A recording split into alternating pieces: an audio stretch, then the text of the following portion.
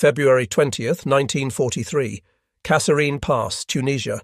The needle on the fuel gauge hovered near empty as Colonel Hans-Georg Hildebrandt's command vehicle crested the ridge overlooking the abandoned American supply depot. The commander of the 21st Panzer Division lowered his field glasses twice, certain the morning sun was creating mirages across the desert floor. Das ist unmöglich. This cannot be real. Spread before him lay row after row of fuel drums, stacked methodically in the American fashion, glinting like treasure in the North African dawn. Hildebrandt's division had been operating on fumes, carefully rationing their last reserves of fuel, when they stumbled upon what the retreating US Second Corps had abandoned in their flight through Kasserine Pass. The depot contained 57,000 gallons of fuel, more gasoline than his entire division typically received from Germany in 2 months.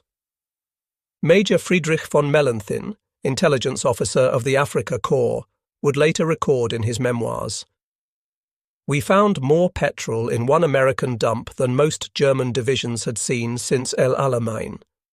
The Americans fled and left enough fuel to operate our entire army for days. What kind of enemy possesses such abundance that they can afford to abandon it?"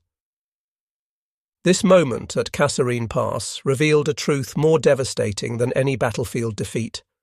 The Americans possessed material wealth so vast that their abandoned supplies exceeded what the Wehrmacht could manage to deliver across the Mediterranean. The 10th and 21st Panzer Divisions had just achieved Germany's greatest tactical victory against American forces in North Africa, capturing materials that temporarily transformed their operational capacity. Yet within that triumph lay mathematical proof of inevitable defeat. The equations of modern warfare were being written not in tactics or courage, but in fuel consumption versus fuel delivered. And those numbers told a story that no amount of German battlefield excellence could overcome. By February 1943, the Afrika Korps had mastered desert warfare through 2 years of campaigns that had made them legendary. Under Field Marshal Erwin Rommel's leadership, they had driven the British back to Egypt, earned Montgomery's respect, and turned the North African theatre into a showcase of German tactical superiority. Yet every victory now came measured against an increasingly desperate calculation: fuel required versus fuel available. Wehrmacht logistics records from late 1942 revealed the crisis in unforgiving detail. The German-Italian forces in North Africa required 32,250 tons of supplies monthly for their 65,000 men, with fuel alone accounting for 17,500 tons, 54% of all requirements. But Mediterranean convoys faced devastating interdiction. Malta-based aircraft and submarines were sinking 60 to 70% of Axis supply ships by early 1943. What reached African ports then faced a 1,500-kilometre journey to the front, consuming more fuel than it delivered. The desert's appetite for fuel exceeded all European calculations. A single Panzer Division required 350 tons of supplies daily during combat operations. Moving 1 ton of supplies to forward positions consumed 5 tons of fuel in transport alone. Tank crews had become experts at fuel conservation techniques that would have seemed absurd in Poland or France. Coasting down slopes with engines off, push-starting vehicles to save batteries, and siphoning fuel from damaged vehicles with religious dedication. Rommel himself had admitted in January 1943, "Our operations are decided more by the petrol gauge than by tactical requirements." This wasn't hyperbole, it was mathematical reality. The Afrika Korps had only 3 days of fuel remaining at El Alamein when Montgomery attacked. By February, despite being closer to supply ports, the situation had worsened. Dawn, February 14, 1943. Field Marshal Rommel and General Hans-Georg von Arnim launched their coordinated offensive against American forces holding positions in central Tunisia. Operation Frühlingswind, Spring Wind, sent General Friedrich von Broich's 10th Panzer Division and Colonel Hildebrandt's 21st Panzer through the Faid Pass towards Sidi Bou Zid. This represented the Afrika Korps' last concentrated armour assault, a desperate attempt to disrupt Allied preparations before material superiority became overwhelming. The attack achieved complete tactical surprise. More than 100 German tanks and assault guns, supported by mechanized infantry, smashed into positions held by the U.S. 1st Armored Division's Combat Command A. The Americans, deployed in isolated positions across hilltops, couldn't provide mutual support. Their M3 Grant and Lee tanks, with high silhouettes and hull-mounted main guns, proved catastrophically vulnerable to German combined arms tactics perfected over 3 years of war. Lieutenant Colonel John Waters, commanding the 1st Battalion, 1st Armoured Regiment, lost 44 of 51 tanks in the opening engagement at Sidi Bou Zid. The destruction was systematic. German veterans executed textbook manoeuvres, while American crews, many in combat for the first time, charged piecemeal into concentrated fire. Yet even in victory, fuel dominated German thinking. Panzer IV companies had to abandon operational vehicles simply because their tanks ran dry. The irony was bitter, destroying enemy forces they couldn't pursue, winning battles they couldn't exploit, all because the fuel gauge read empty. February 17, 1943. As American forces retreated toward Kasserine Pass, they abandoned supply depots established according to U.S. Army doctrine that seemed fantastical to German quartermasters. American planning called for one depot every 50 to 100 miles, each containing redundant supplies sufficient to maintain operations even if others were lost. German forces, who measured fuel by the litre and counted every artillery round, encountered abundance beyond their comprehension. A reconnaissance patrol from the 21st Panzer Division discovered the first major depot near Station de Sened. The patrol leader's report, preserved in Wehrmacht archives, provides insight into German shock. The depot covered approximately 10 hectares. Fuel drums were stacked in perfect rows, over 400 drums of 55 gallons each. There were rations for what must have been an entire regiment for a month. White bread, still fresh, canned meat, real coffee, chocolate, cigarettes by the 1,000 cartons. Medical supplies we haven't seen since 1941. German troops who had subsisted on Italian hardtack and ersatz coffee made from acorns fell upon American rations with the desperation of starving men. The chocolate alone exceeded what German civilians received in monthly rations. But it was the fuel that mattered most. Within hours, vehicles designated as non-operational due to empty tanks were suddenly mobile again. February 19th to 20th, 1943. As German forces pushed through the 2-mile-wide Kasserine Pass, they overran the main American supply infrastructure supporting Second Corps operations. What they discovered exceeded their wildest expectations and their darkest fears.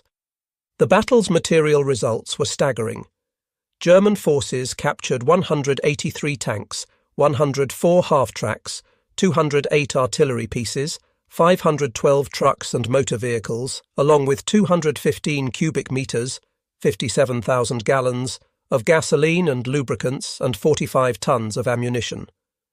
To put this in perspective, the fuel alone represented nearly a week's supply for the entire Afrika Korps, more than many German divisions had received in the previous quarter. Rommel himself inspected the captured depots on February 21st. His aide-de-camp, Hauptmann Heinz Werner Schmidt, recorded the field marshal's reaction. Rommel stood silent for a long moment, surveying the mountains of supplies.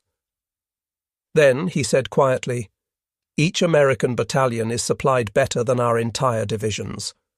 What kind of victory is it when the enemy can afford to lose more than we can afford to use?" The captured American vehicles proved even more valuable than fuel in the short term.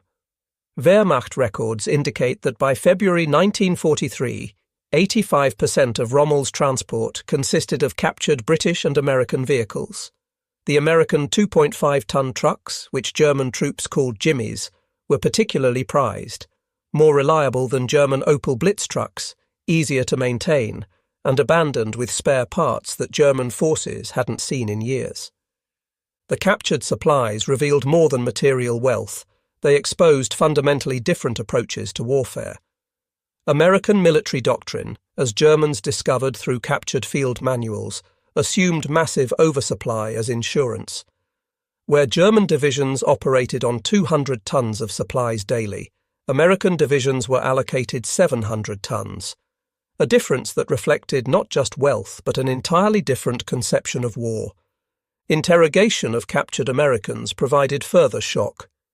Captain William Baker of the 1st Armoured Division claimed his battalion normally received 100% of requested supplies, plus a 25% reserve margin. When German intelligence officers suggested this was propaganda, Baker laughed and said that was considered the minimum acceptable level. Captured requisition forms confirmed allocations that exceeded entire German monthly deliveries. General Friedrich von Broich, commanding the 10th Panzer Division, wrote in his after-action report, "The enemy operates on principles foreign to our experience. They assume waste, plan for excess, and consider redundancy essential. This is not an army in the European sense, it is an industrial process that happens to involve combat." The German success at Kasserine created a paradox that even junior officers recognized. The captured supplies temporarily resolved immediate shortages, enabling operations otherwise impossible.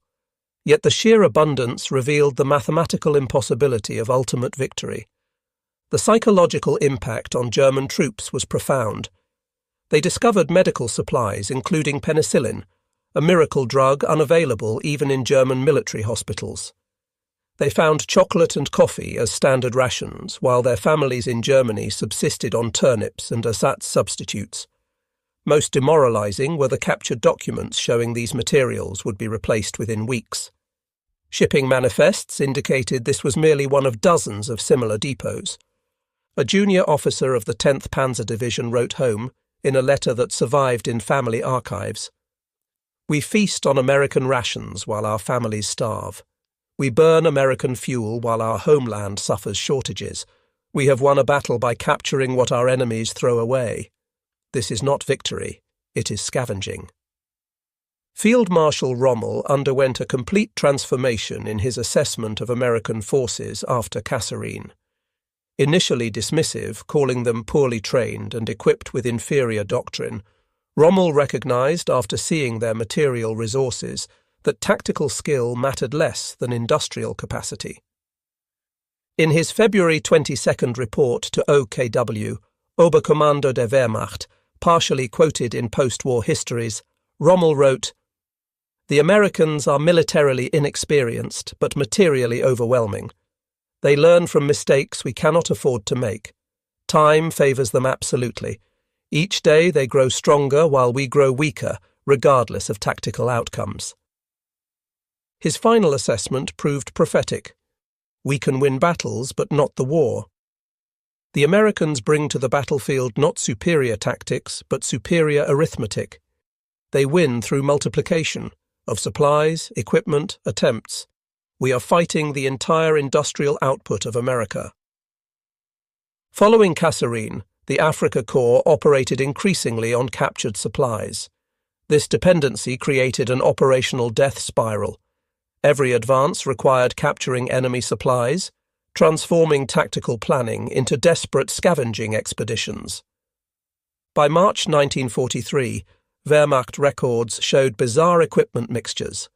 German crews operating captured Sherman tanks marked with Wehrmacht crosses, artillery units firing American 105mm howitzers, transport companies running entirely on captured vehicles. The proud Afrika Korps had transformed into what one veteran later called a parasitic army living off enemy excess. The dependency reached absurd levels. German workshops used American tools and spare parts. Medical units relied entirely on captured American supplies. Even staff vehicles ran on American fuel, as German allocations prioritized combat vehicles that increasingly didn't exist. The captured documents at Kasserine provided German intelligence with their first accurate assessment of American production. What they discovered defied comprehension. A single captured report from the Detroit Tank Arsenal showed production of 1,350 M4 Sherman tanks in January 1943 alone, exceeding total German tank production for the quarter. More devastating were production trajectories. American output was increasing monthly, while German production declined due to bombing and resource shortages. The mathematics were simple and merciless. America produced 4,000 aircraft monthly, Germany 2,000. America produced 4,000 tanks monthly, Germany 500. America produced 50,000 vehicles monthly, Germany 5,000. Major Hermann Kohl, an industrial engineer with the Afrika Korps, analysed the captured documents and concluded in a report that was suppressed. "We are not fighting an army. We are fighting an entire continent's industrial output. The outcome is determined by production statistics, not battlefield courage." Beyond material mathematics lay human equations equally impossible. The Afrika Korps was losing irreplaceable veterans, while Americans arrived with fresh training and unlimited equipment. Each destroyed German tank meant a crew lost that took years to train. Each American loss was replaced within weeks. An intercepted American communication revealed they were shipping replacement crews at a rate of 5,000 monthly to North Africa. The Afrika Korps hadn't received 5,000 replacements total since El Alamein. The mathematics of attrition were as merciless as those of supply. The variety of captured equipment created a maintenance nightmare that accelerated German defeat. American vehicles required parts German workshops couldn't manufacture. Captured tanks needed specialized tools German crews didn't possess. The abundance of captured equipment became a burden as mechanical attrition destroyed what combat hadn't. By April 1943, abandoned American vehicles littered German positions, not destroyed in battle but immobilized by lack of maintenance. The Afrika Korps had captured more than it could sustain, a metaphor for their entire North African campaign. General von Arnim, who assumed command in Tunisia after Rommel's departure due to illness, inherited an impossible situation. His forces operated primarily on captured materials they couldn't replace, dependent on supply lines that delivered almost nothing while consuming precious fuel. His chief of staff's assessment was blunt. "We are fighting with borrowed time and stolen supplies against an enemy with unlimited both. Mathematics, not tactics, determines the outcome. We can win every battle and still lose through arithmetic alone." As German forces retreated into an ever-shrinking perimeter around Tunis and Bizerte, the dependency on captured supplies became complete. Units operated entirely on seized American materials, creating the surreal situation of the Wehrmacht, fighting with American equipment against American forces. The final German staff estimate from April 1943 revealed the impossible mathematics. They needed 7,500 tons of supplies monthly for defensive operations. They were receiving less than 1,000 tons. American forces were receiving 15,000 tons daily. The ratio of supply superiority exceeded 450 to 1. On May 13, 1943, the Afrika Korps surrendered along with all remaining Axis forces in North Africa. Over 275,000 German and Italian troops became prisoners. They surrendered not to superior generals or braver soldiers, but to the inexorable mathematics of industrial warfare. Decades later, surviving Afrika Korps veterans would gather for reunions where they reflected on Kasserine's meaning. Their testimonies, recorded by historians, provide the final assessment of what the captured supplies truly meant. Friedrich Schulz, who commanded a panzer company, said in 1985, "We thought we won at Kasserine because we captured the pass and the supplies. We actually lost because those supplies showed us the war was already over. When your greatest victory involves seizing what your enemy abandons, you are not winning. You are delaying defeat." Wilhelm Hoffmann, a supply officer with the 21st Panzer, reflected in 1990. The American fuel we captured meant everything tactically and nothing strategically. It enabled us to continue operations for a few more weeks, but it also showed that our enemies measured fuel in shiploads while we measured it in drums. We were fighting against infinity with finite resources. The significance of Kasserine Pass lay not in the tactical manoeuvres historians debate, but in the simple mathematics revealed by the captured supplies. German monthly fuel allocation, 12,000 gallons when delivered. American fuel captured at Kasserine, 57,000 gallons. American monthly fuel shipments to North Africa, 15 million gallons. Time for America to replace Kasserine losses, 2 weeks. Time for Germany to accumulate equivalent supplies, 6 months, if uninterrupted. These numbers told a story that no amount of tactical brilliance could overcome.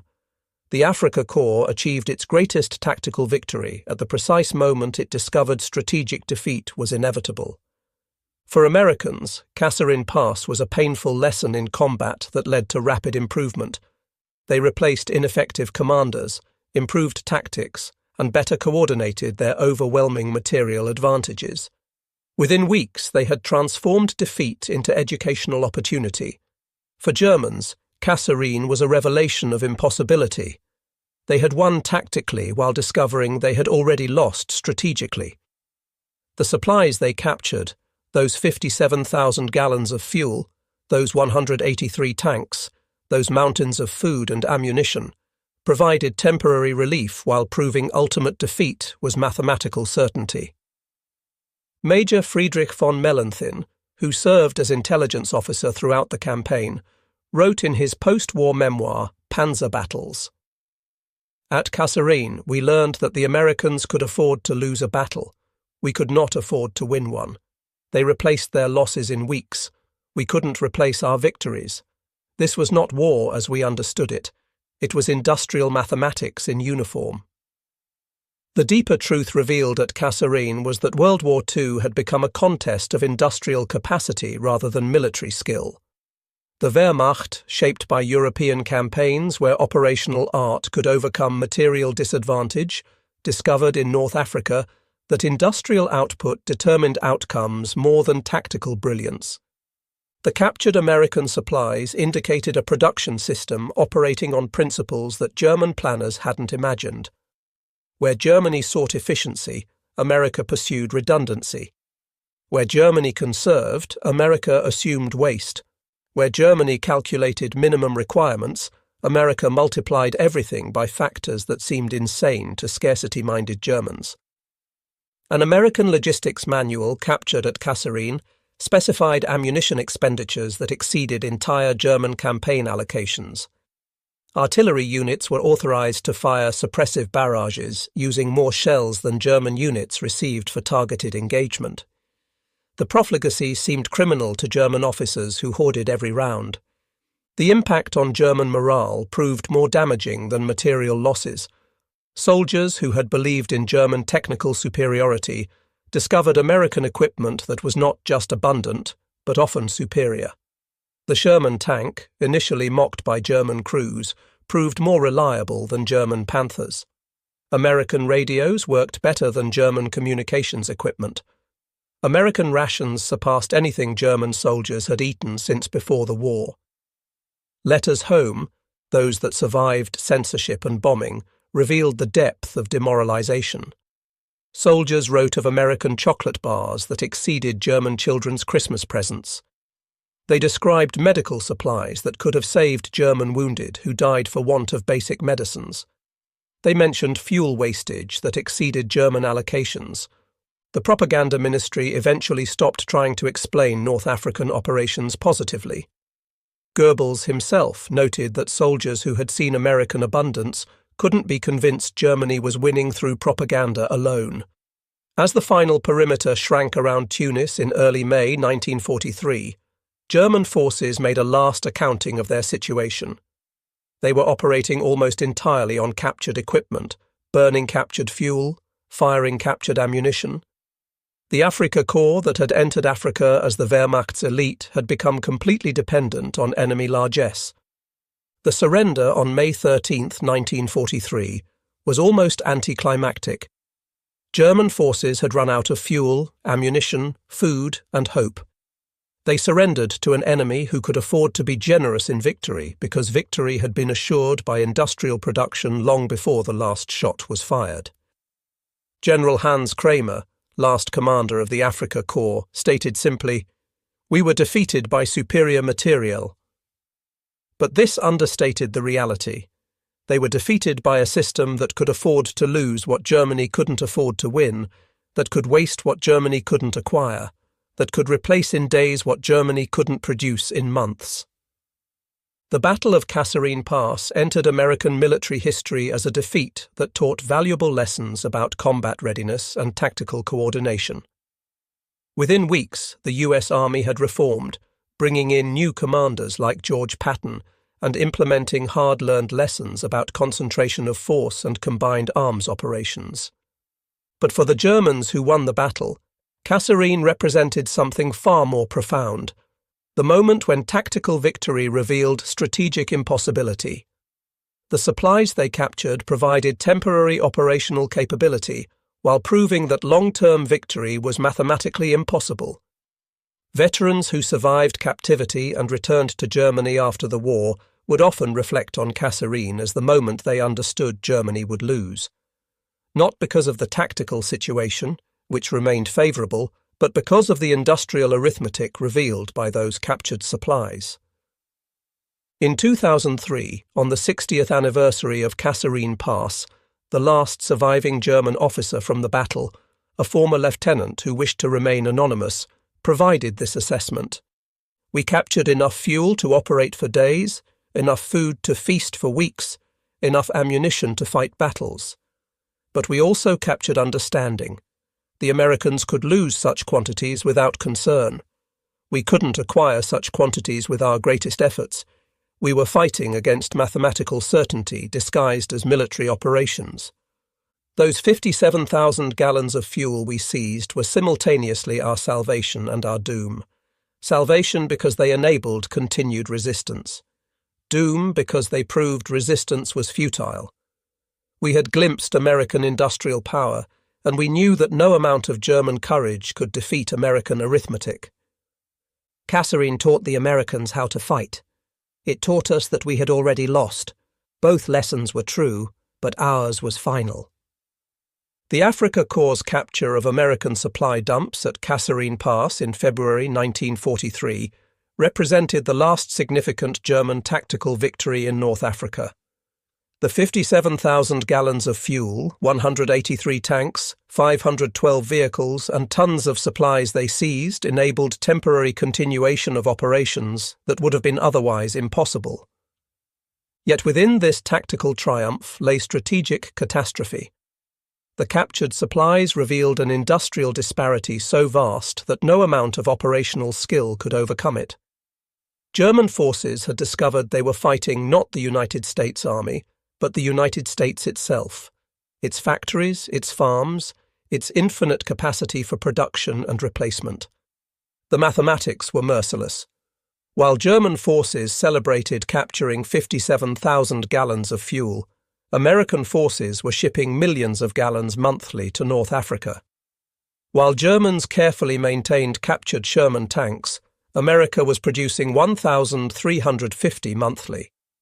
While German soldiers treasured captured American rations, American production could feed armies and still destroy surplus to maintain prices. At Kasserine Pass, the Afrika Korps won a battle that proved the war was lost. They captured supplies that demonstrated they couldn't supply themselves. They achieved tactical victory that revealed strategic defeat was inevitable. They discovered that in modern industrial warfare, countries that could afford to abandon 57,000 gallons of fuel would inevitably defeat countries that couldn't afford to acquire it. The legacy of Kasserine Pass is thus profoundly different for victor and vanquished. For Americans, it was a harsh lesson that led to rapid improvement and eventual triumph. For Germans, it was a revelation that courage and skill meant nothing against industrial mathematics, that tactical excellence couldn't overcome strategic impossibility, that they were fighting not armies but arithmetic, and arithmetic always wins. In the end, those 57,000 gallons of captured American fuel told the entire story of World War II, not in battles won or lost, but in the industrial capacity to wage modern war. The Afrika Korps had captured proof of their own defeat, seized evidence of impossibility, and won a victory that proved victory was impossible. They had discovered, in abandoned American supply dumps in the Tunisian desert, the mathematical certainty of the Third Reich's destruction.